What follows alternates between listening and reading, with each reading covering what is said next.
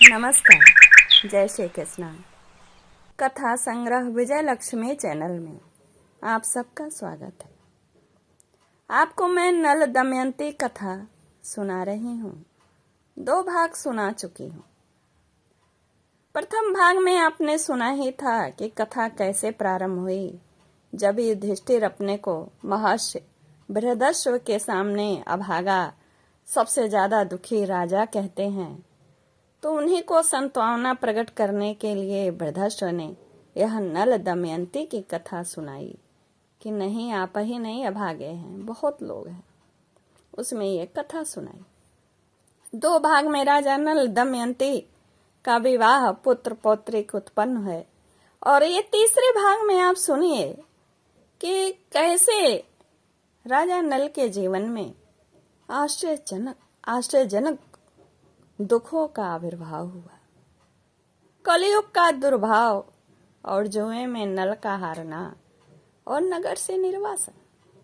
महर्षि बृहदश्व कहते हैं, युधिष्ठिर जिस समय दमयंती के स्वयंवर से लौटकर इंद्रादि लोकपाल अपने अपने लोकों में जा रहे थे, उस समय उनकी मार्ग में ही कलयुग और द्वापर से भेंट हो गई।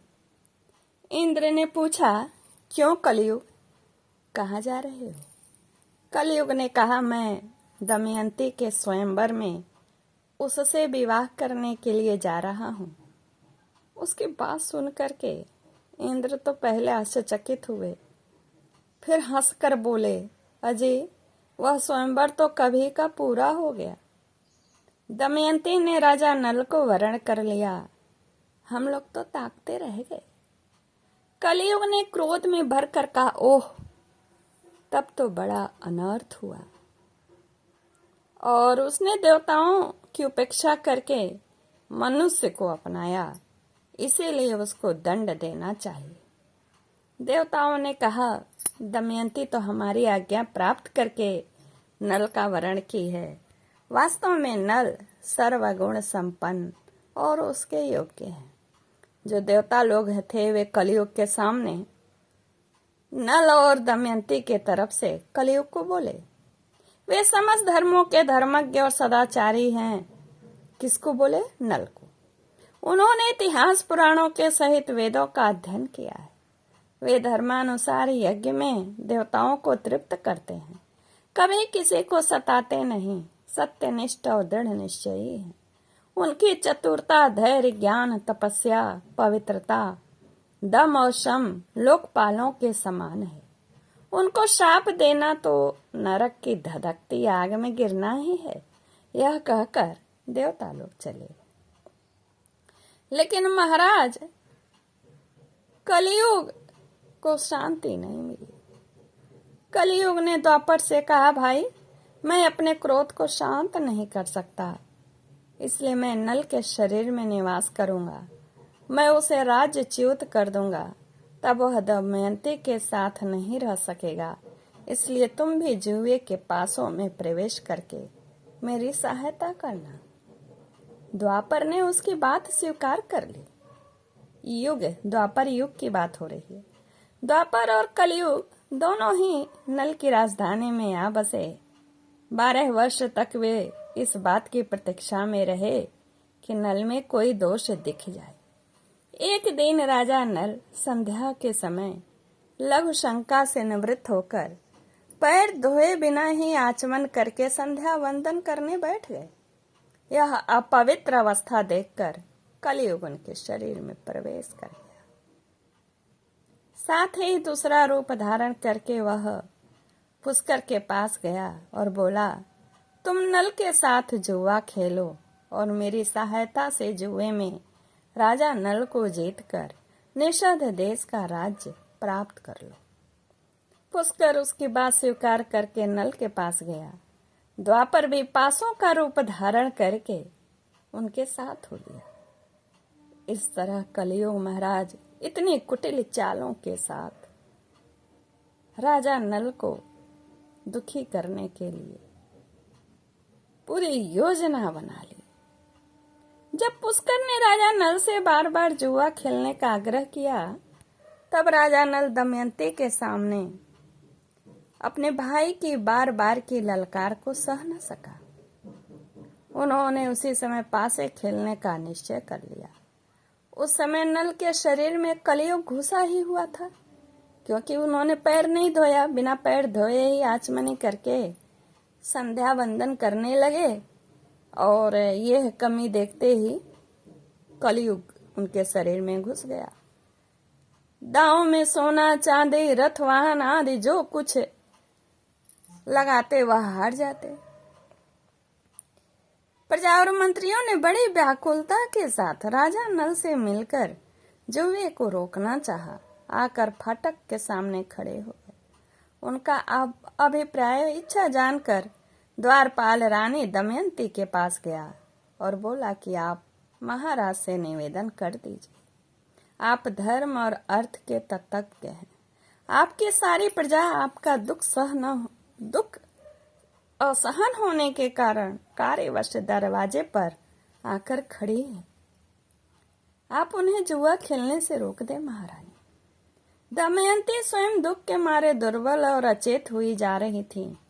उसने आंखों में आंसू भरकर गदगद कंठ से महाराज के सामने निवेदन किया, स्वामी, नगर की राजभक्त प्रजा और मंत्रिमंडल के लोग आपसे मिलने आए हैं और देवड़ी पर खड़े हैं। आप उनसे मिल लीजिए। लेकिन नल में तो कलयुग प्रवेश किए हुए थे और कलयुग के प्रभाव से इतना उनके अंदर आवेश था अपना बिगाड़ करने के लिए, अपना मतलब दुर्भाग्य आमंत्रित करने के लिए, कि वे कुछ बोले ही नहीं। मंत्रिमंडल और प्रजा के लोग शोकग्रस्त हैं, मतलब दुखी होकर लौट गए। चाह करके भी इस राजा के द्वारा निमंत्रित दुख को दूर न कर सके, रोक न सके। पुष्कर और नल में कई महीनों तक जुआ होता रहा तथा राजा नल बार बार हारते गए। राजा नल जुए में जो पासा फेंकते वे बराबर ही उनके प्रतिकूल पड़ते, क्योंकि पासे में तो द्वापर घुसे हुए थे और उनका सारा धन हाथ से निकल गया। जब दमयंती को इस बात का पता चला तब उसने बृहत सेना नाम की धाय के द्वारा राजा नल के सारथी वार्षेणी को बुलाया और उससे कहा, सारथी, तुम राजा के प्रेम पात्र हो।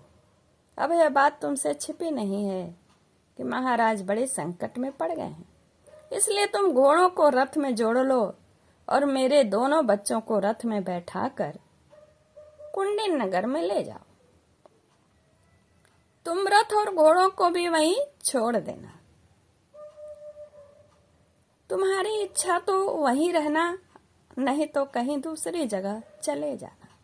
सारथी ने दमयंती के कथनानुसार मंत्रियों से सलाह कर बच्चों को कुंडनीपुर में पहुंचा दिया।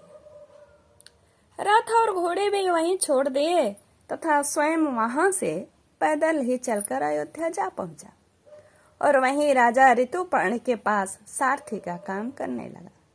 वार्षेण सारथी के चले जाने के बाद महाराज पुष्कर ने पासों के खेल में राजा नल का राज्य और धन ले लिया। उसने नल को संबोधन करके हंसते हुए कहा, और जुआ खेलोगे?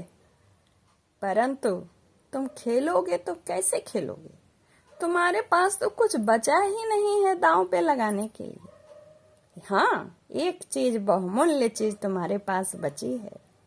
उसे यदि तुम दांव पर लगाने के योग्य समझो तो आगे यह जुआ और खेलो। नल का हृदय फटने लगा कि ये किसकी बात कर रहा है। तब तक उसने कह ही दिया, तुम दमयंती को दांव पर लगाओ और जुआ आगे खेलो। पुष्कर ने कुछ भी नहीं बोला। उन्होंने अपने शरीर से सब वस्त्राभूषण उतार दिए। केवल एक वस्त्र पहले नगर से पहन करके बाहर निकल गए। दमयंती ने भी केवल एक साड़ी पहनकर अपने पति का अनुगमन किया। नल के मित्र और संबंधियों को बड़ा शोक हुआ। नल और दमयंती दोनों नगर के बाहर 3 रात तक रहे। पुष्कर ने नगर में ढिढोरा पिटवा दिया कि जो मनुष्य नल के प्रति सहानुभूति प्रकट करेगा उसको फांसी की सजा दी जाएगी। भय के मारे नगर के लोग अपने राजा नल का सत्कार न कर सके।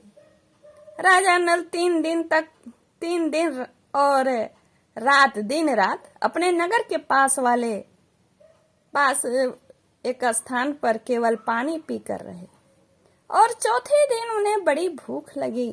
फिर दोनों ने फूल और मूल जो पृथ्वी के अंदर होता है वो मूल और फल पेड़ के ऊपर जो निकलता है, फल मूल खाकर वहां से वे दोनों आगे बढ़े। एक दिन राजा नल ने देखा कि बहुत से पक्षी उनके पास ही बैठे हैं। उनके पंख सोने के समान दमक रहे। नल ने सोचा कि इनकी पांख से कुछ धन मिलेगा।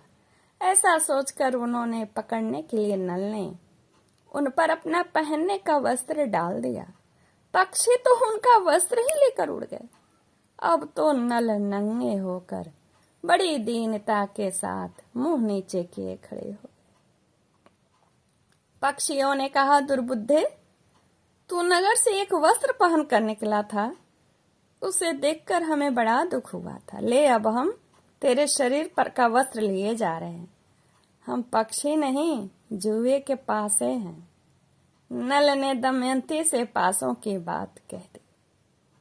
इसके बाद नल ने कहा, प्रिय, तुम देख रही हो यहाँ बहुत से मार्ग हैं और एक मार्ग अवंती की ओर जाता है, दूसरा ऋक्षवान पर्वत की ओर दक्षिण देश को, और सामने विंध्याचल पर्वत। यह पयोषणी नदी समुद्र में मिलती है। ये महर्षियों के आश्रम है। सामने का रास्ता जो है वह विदर्भ देश को जाता है। यह कौशल देश का मार्ग है।